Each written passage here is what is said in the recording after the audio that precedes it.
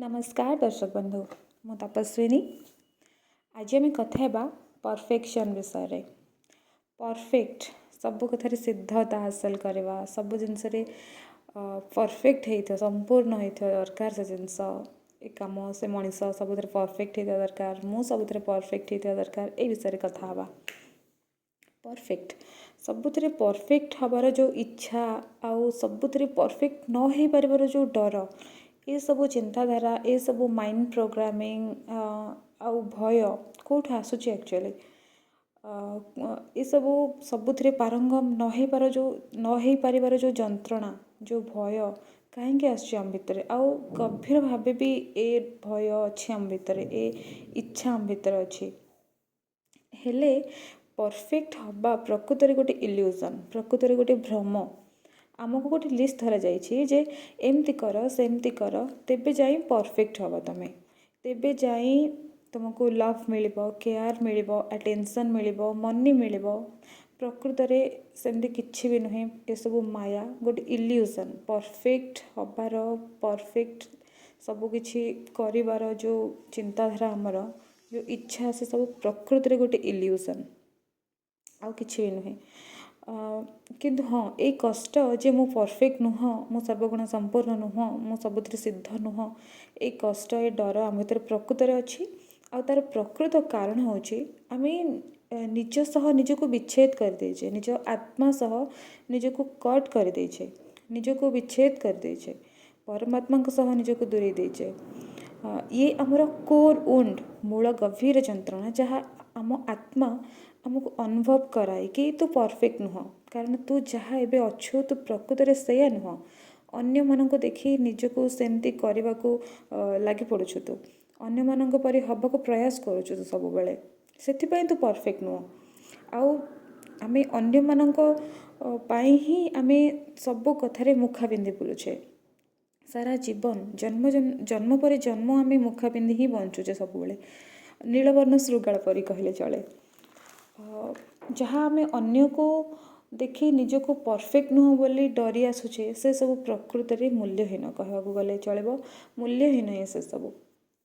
आउ सत कथा हूँ आम निजर प्रकृत रूप सह बंचा दरकार निजर आत्मा सह जोड़ी हवा दरकार तेबे जाई आमे किए कौन करवा दरकार कौन भूमिका रही मोर पृथ्वी रे जानीपर आउ बुझीपर आउ से सब कर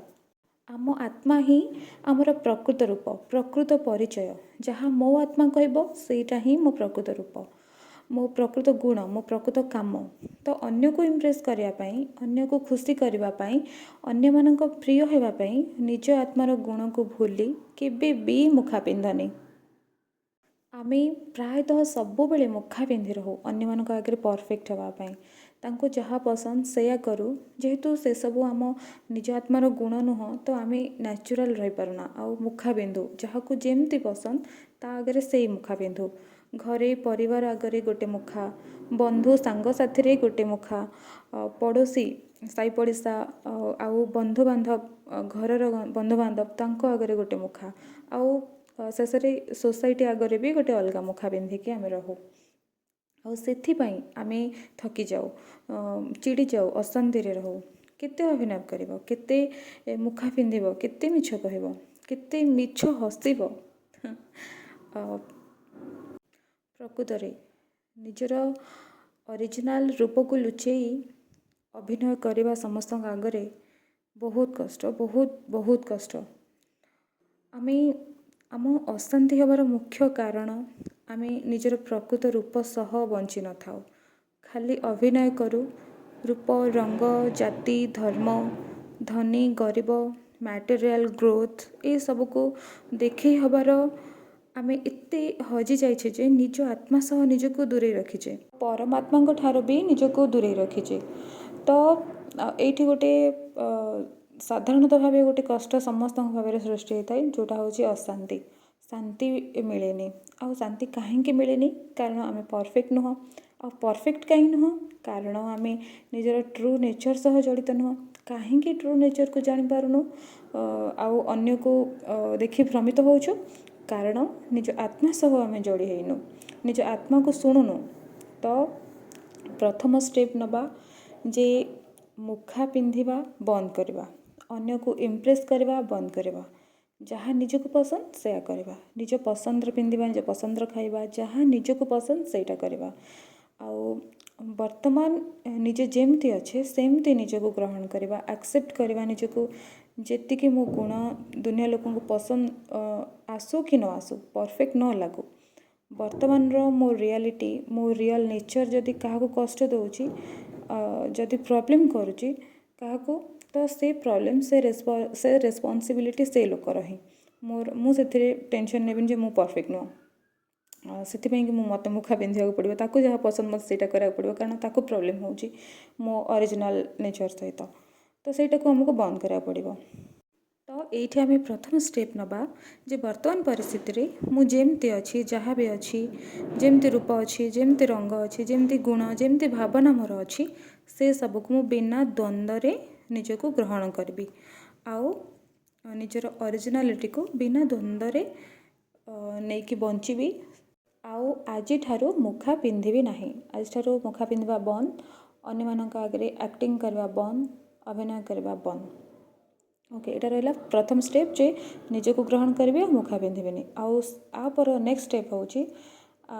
ଯେ ଅନ୍ୟମାନଙ୍କୁ ବି ଗ୍ରହଣ କରିବି, ସେମାନଙ୍କ ପ୍ରକୃତ ଗୁଣକୁ ନେଇ ସେମାନେ ଯେମିତି ସେମିତି ହିଁ ଗ୍ରହଣ କରିବି, ତାଙ୍କୁ ବଦଳାଇବାକୁ ଟାଇମ୍ ୱେଷ୍ଟ କରିବିନି ଜମା, ତାଙ୍କୁ ବ୍ଲେମ୍ କରିବିନି, ଅନ୍ୟମାନଙ୍କୁ ଜଜ୍ କରିବିନି, ଅନ୍ୟମାନଙ୍କୁ କ୍ରିଟିସାଇଜ୍ କରିବିନି, ସେମାନେ ଯେମିତି ତାଙ୍କର ଯାହା ବି ଅରିଜିନାଲ୍ ନେଚର୍ ମୁଁ ସେଇଟାକୁ ହିଁ ଗ୍ରହଣ କରିବି, ନିଜକୁ ଗ୍ରହଣ କରିବି, ଅନ୍ୟମାନଙ୍କୁ ଗ୍ରହଣ କରିବି। ତ ଏଇ ଦୁଇଟା ଷ୍ଟେପ୍ ଆମେ ଆଗକୁ କରିବା, ବାସ୍ ଏଇ ଦୁଇଟା ଷ୍ଟେପ୍କୁ ବ୍ରେଭ୍ର ସହ କର, ତାପରେ ସବୁ ବାଟ ଆପେ ଆପେ ଆସିଯିବ, ନିଜ ଆତ୍ମା ସହ କନେକ୍ଟ ବି ହେଇପାରିବ, ଦେନ୍ ପରମାତ୍ମାଙ୍କ ସହ ବି କନେକ୍ଟ ହେଇପାରିବ, ଆଉ ତାପରେ ପ୍ରକୃତ ଖୁସି, ପ୍ରକୃତ ଶାନ୍ତି, ଟ୍ରୁ ହ୍ୟାପିନେସ୍ ଆମେ ଅନୁଭବ କରିପାରିବା। ଓକେ ଦର୍ଶକ ବନ୍ଧୁ, ବହୁତ ବହୁତ ଧନ୍ୟବାଦ ଆପଣମାନେ ମୋତେ ଶୁଣିଲେ ଏପର୍ଯ୍ୟନ୍ତ, ବୁଝିବାକୁ ବି ଟ୍ରାଏ କରୁଛନ୍ତି, ଧୈର୍ଯ୍ୟର ସହ ଶୁଣୁଛନ୍ତି। ମୋତେ ବହୁତ ଭଲ ଲାଗୁଛି ଆପଣମାନଙ୍କ ସହିତ ଆଲୋଚନା କରିକି, ଆଉ ଆପଣମାନେ ବି ଯାହା ମନରେ ପ୍ରଶ୍ନ ଆସୁଛି ମୋତେ ନିଶ୍ଚିତ ଭାବରେ ପଚାରିବେ, ମୁଁ ଯଦି ଜାଣିଥିବି ମୁଁ ନିଶ୍ଚିତ ଭାବରେ କହିବି। ଆଉ ଆଇ ହୋପ୍ କି ଆପଣମାନଙ୍କୁ ଭଲ ଲାଗିବ, ଯିଏ ବି ଏ ଭିଡ଼ିଓକୁ ଏଯାଏଁ ଶୁଣୁଛନ୍ତି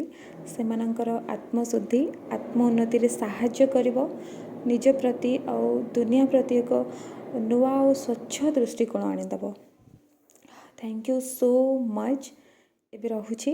sending you lots of love, unconditional love and happiness.